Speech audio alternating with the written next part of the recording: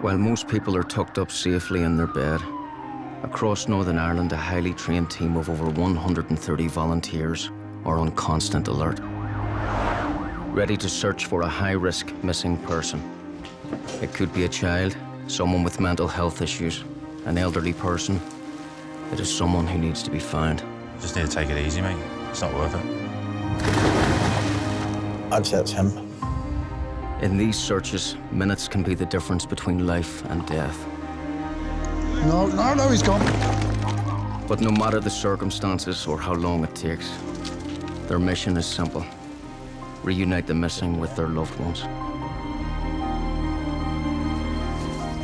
Covering Northern Ireland from hill to high water, they are the police service's first port of call when someone is missing. We learn why these people do what they do. We see the emotions they experience. We meet the families they help. And we see the joy and agony they face as they carry out the search.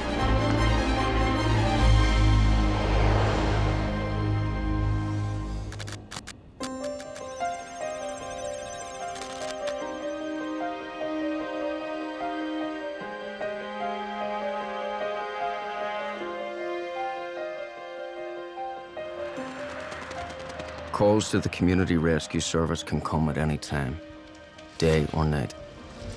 Before going out on a search, CRS volunteers are briefed about the missing person. All right. 49 years of age. He is wearing a black and white sweater, blue jeans, clean shaven, 5'6". You just have to get used to your phone going at any time of the night. And that was something I had to get used to, and I'm still getting used to. I haven't seen my family in 8 months. I don't know. I must have went walking or running or something. I must have had some kind of activity to do because I must have had a lot of free time. Now I have none. This was at 1,200 hours today. Not a lot of people in my family had heard about it at the start, to be fair, so they didn't really understand why I was doing it or what I was doing it for. This is going to sound really weird, but a lot of people ask me, do you have to go? Whenever the call out comes out, do you really need to go? Yeah, I do really need to go. There's somebody missing.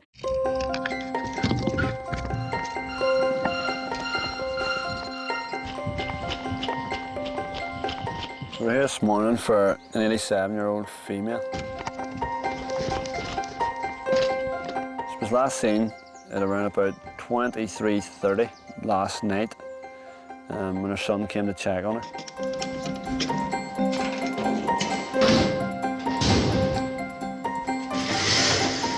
When he returned again after midnight, she was no longer here.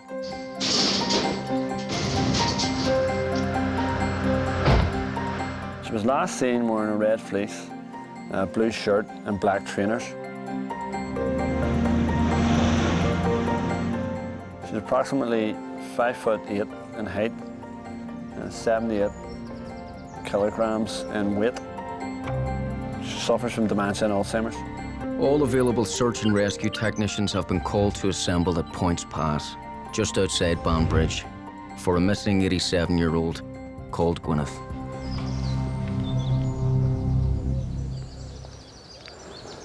I need a 500-metre circle done from here, the whole way right round, so keep that in mind, think about that. Try and mark as you're doing there, so I'm not sending someone behind you to redo it when you're finished. As with all call-outs, the priority is to establish a 500-metre radius. But due to Gwyneth's age and the fact that she suffers from dementia, it is unlikely that she'll be able to travel so far. As soon as we were put into our teams, we were sent out straight away. The family were driving up and down the country lanes, frantic, as you can imagine. Whenever you were searching, you were kind of thinking of what they were thinking and how they were feeling to try and spur you on and motivate you almost to try and get her as quickly as possible, because you can't imagine that, a member of your family going missing and not knowing how they are or where they are. My mind was just in a complete daze. I just didn't know what to do. There was at a stage when I thought to myself, am I ever going to see my mum alive again? Control contact 3, you're also loud and clear over. She could have been out there for hours. We didn't know how long really she'd been there or if she was in a ditch or if she'd fallen or if she was bleeding out. We just didn't know the circumstances, so it was just the stress of having to try and get there as quick as possible and trying to search as well as possible to find out where she could be. It was just daunting. You didn't know what you were going to come across. Comstar Control from Comstar 2. We have unconfirmed sighting of Whisper by Papa. Roger, do you have that location to hand over? Belfast Unit Commander Marty has been informed of a possible sighting of Gwyneth and makes his way to the location.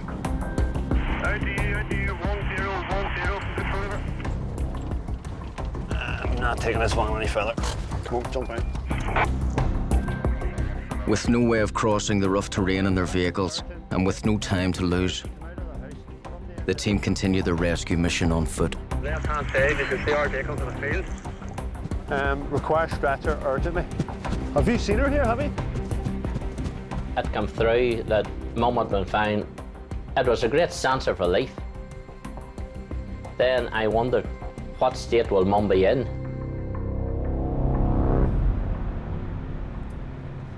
Divide the rest of them up amongst yourselves. That's us, ready to move. Belfast unit has training on a Thursday night and we're all in training. Training was coming to an end. I think it was about 8:30, 9:15. And the unit commander got the call and says, right, let's go, load up. Jumped in the vehicles. The call is in relation to a middle-aged man who has gone missing.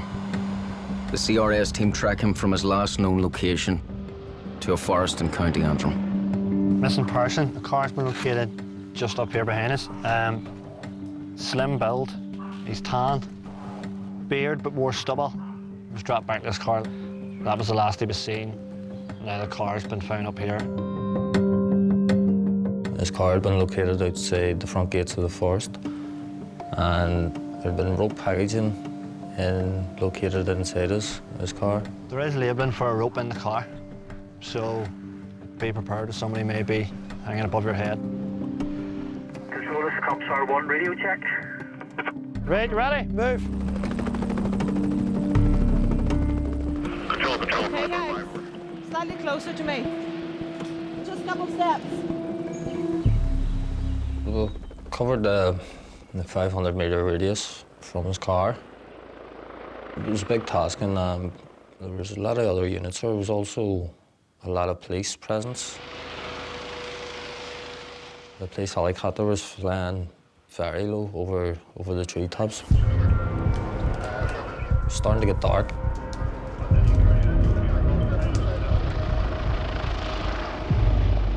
As night falls on one of the hottest days of the year, the search team is faced with the dense and challenging forest. He'll not be on the path, he'll be off both sides of it. Oh, that's a real good one there, boys. That's very significant there too. That is a real good path. If you look down there, I'd agree with you. There's a rope with him, he's down in here, so. Okay, team leader for 3. Team 3 leaders in the middle. One person here, one of your people there, team leader. One person there and you're in the middle. Guys, there's a very high probability that this gentleman is down in here somewhere. Okay, we're going to take our time. We're going to walk through it, but we're also going to move at a good pace when we can. The secret is to make sure the person to your left and your right is beside you at all times. If you find anything, hold your position and call it in. Start searching!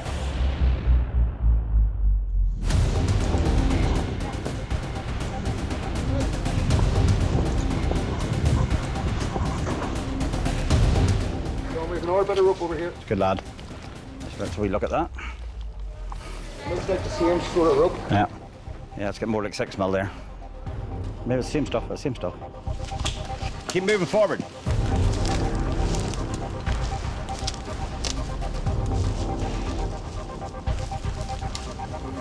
There's the track there, you know. We were searching tirelessly. The conditions that we were under, it was quite stressful. Trying to get to that person in time, desperately hoping that you'd kind of find them before they'd maybe taken their own life.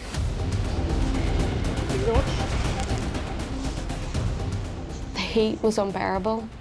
We were up to our knees in nettles, trying to wade through it all, just trying to find this missing person. Is there a way out there? Yeah, well, so far. You see, Gerald, it's quite thick and muddy over here. Yeah, it's quite thick here. Our legs were cut, our arms were just cut everywhere, and we're just desperately trying to get through. Even in the darkness and thunder and lightning we had as well. It was really difficult, but knowing in the back of your head that someone is at risk, and those couple of minutes that you make yourself go further and faster can make all the difference. It's worth it in the end. Forward area, way further, quite a distance away from the cabin. We spent so many hours into the night looking for him, and about 12 o'clock midnight, I think, our regional commander stood us down for the evening for the search to start the next day. Romeo Charlie, Romeo Sierra, he would be happy if you pull the team back down and have a discussion, reference, stand down, or... Roger.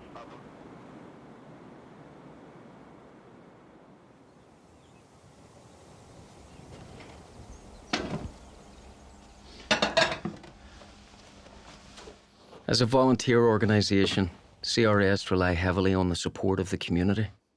So fundraising is an important part of their work and never far from the agenda. We are in the middle of packing because we're moving our premises from the bottom of Bridge Street up into the Diamond here in Coleraine.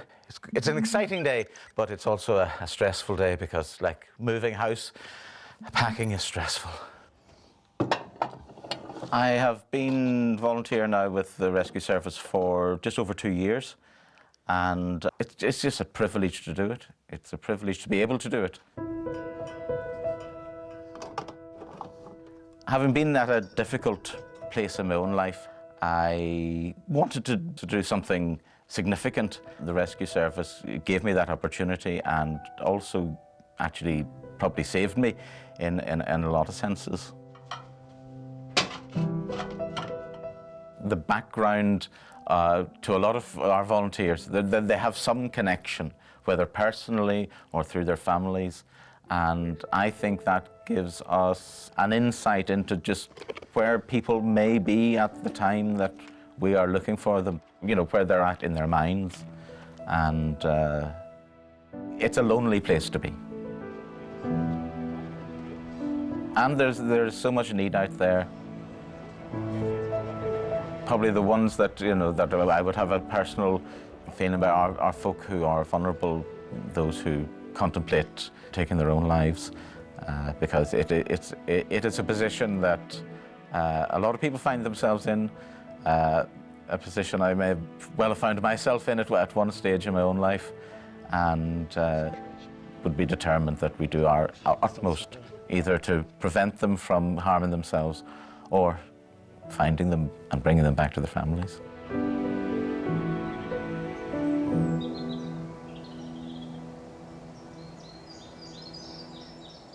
Back in Points Pass, having located the missing woman, Gwyneth, the priority now is to get her urgent medical attention.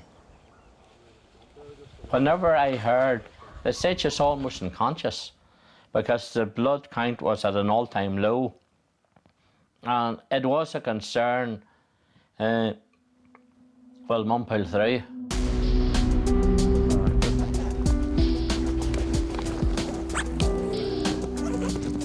First aid. All right, go ahead. What do you like stretcher-wise? I get the stretcher now.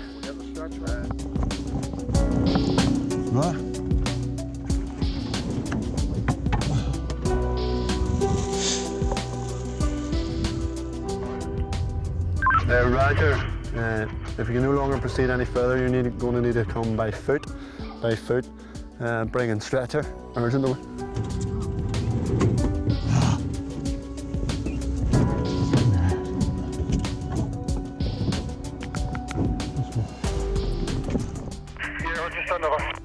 Roger, whoever's behind you there, taking a stance list, send her back for blankets.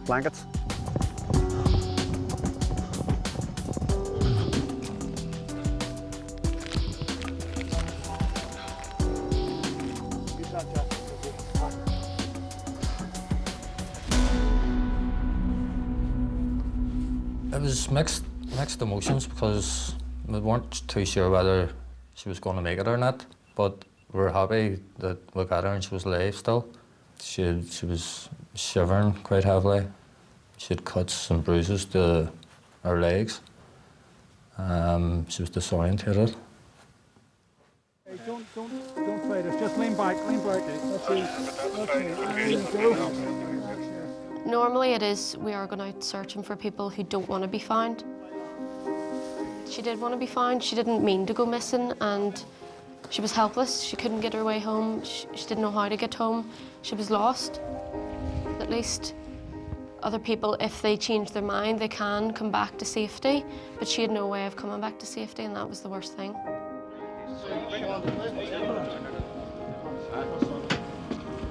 It was a bit upsetting, the fact that it had happened and someone had gone missing and she had the Alzheimer's and stuff. That was very sad. But afterwards, knowing that you've saved someone, and whenever the ambulance driver told us actually that she was 15 minutes from death, like that really brings it home to you, and you're just so relieved and glad that you went out in that search, because you could have turned around and said, no, I'm not available, but I'm so glad I did, and I think it's just instant relief now.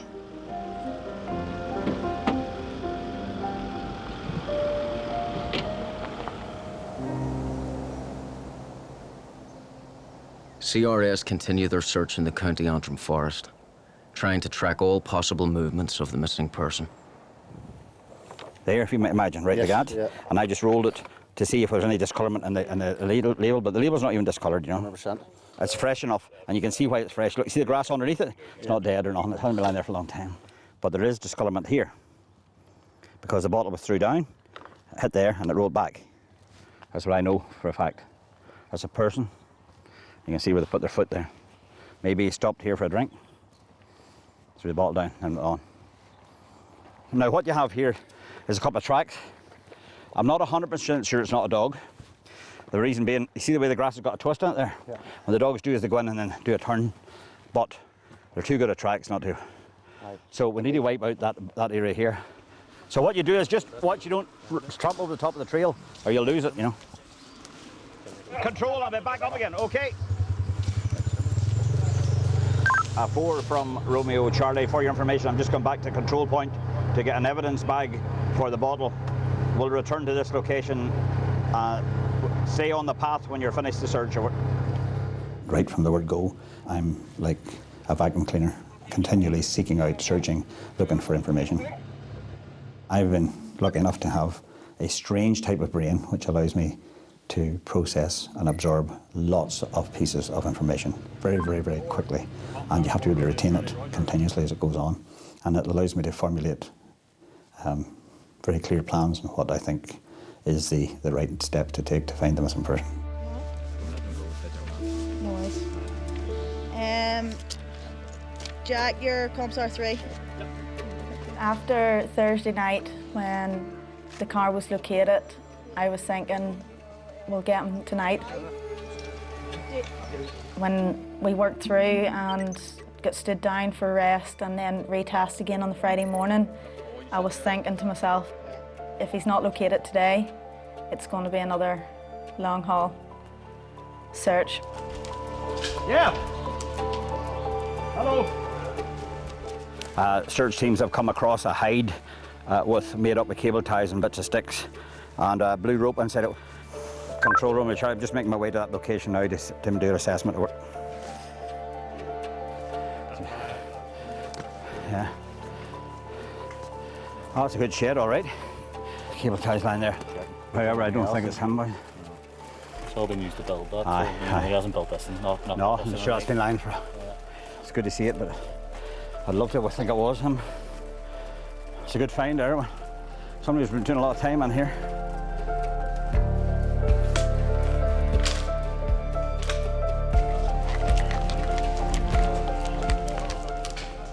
Control from Commissar 4, fresh shot just in front of the boundary. We've reached this wee dish, fresh mix going across it. Who's on about the footprint? Are we sure it's not deer? It's not going to be very elegant, but we'll try it. Those are deer there. That's deer, and that's deer. That's probably deer. And what they're doing is they're going up in there, they're nibbling on the moss and the branches. Keep your search coming, guys. Thank you. No way he's come up on here, boys. Doesn't need to come up on here.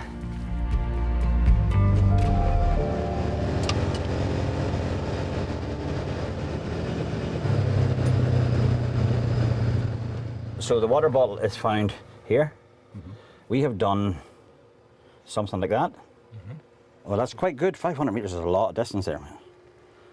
What I'm keen to do there is that, with Thursday's point, we need to go into that there and clear that out, right? And we may well even have to do a bit of that. Your 500 metres, mate, is...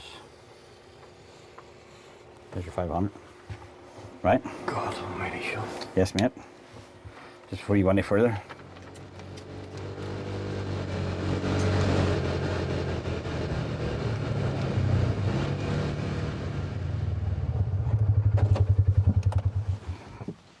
Thank you, everybody, for that effort there. That was tight going, tough going. It's very hard to keep the line, as you can see. I've done a wee walk along this path, but here, you guys come out down there.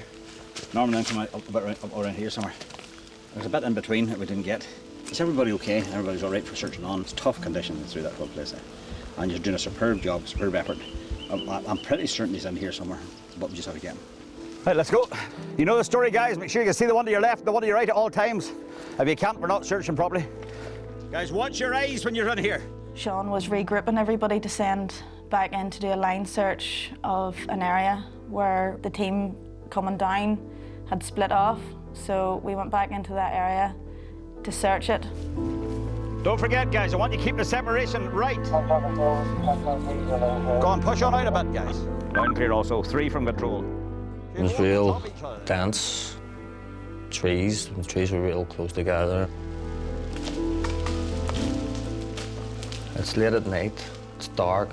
The midges were just, I've never felt anything like it. The midges are just constantly eating your face, eating your hands, anything that's exposed, they were just attacking it.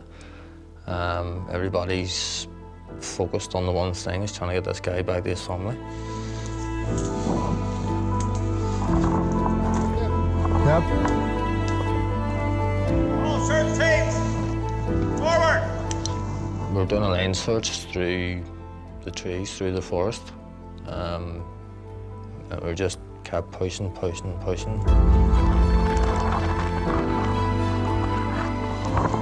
Got a good bit up, and then we stopped, got in the lane again, and pushed on up. They would push through the next section. Team is coming down. Stop searching and come straight down. About halfway up there, the missing person was located. All comms are call signs, all comms are call signs. No members of the public are to use their mobile phones. Contact me here with a member of the public and confirm over. I don't like this bit.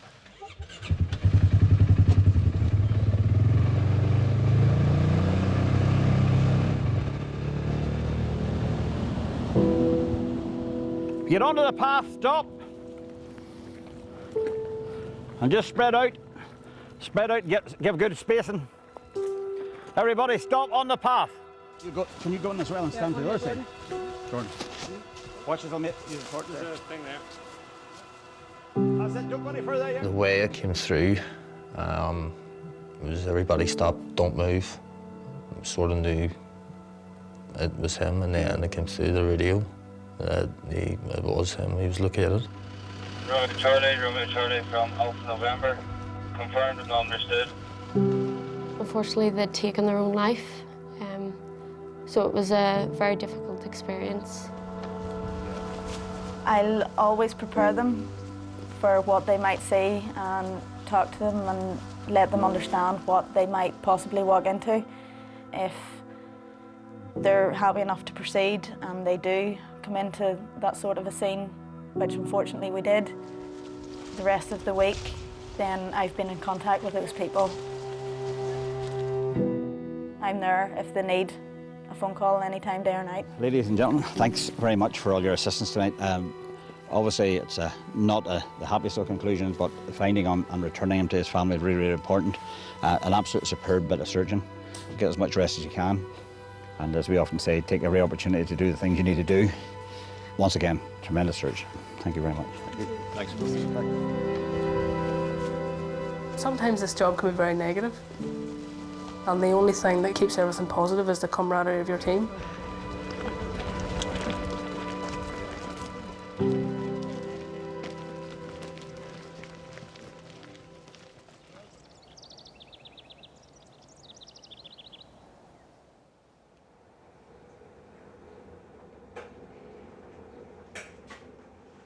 I left full-time work in 2012 to come home to look after my mum. That was hard. I didn't like leaving where I worked in the shop for, at that time, about 25 years. But over time, I'd say over this past 6 years, with looking after mum and caring for her, making meals and stuff for her every day, like, she's just amazing. She's gradually getting worse and worse with the dementia. Many times she'd ask me, "Who are you?" And there was always a stress every time I left the house. I always tried to be back home as early as possible. I never liked to be away from home too long.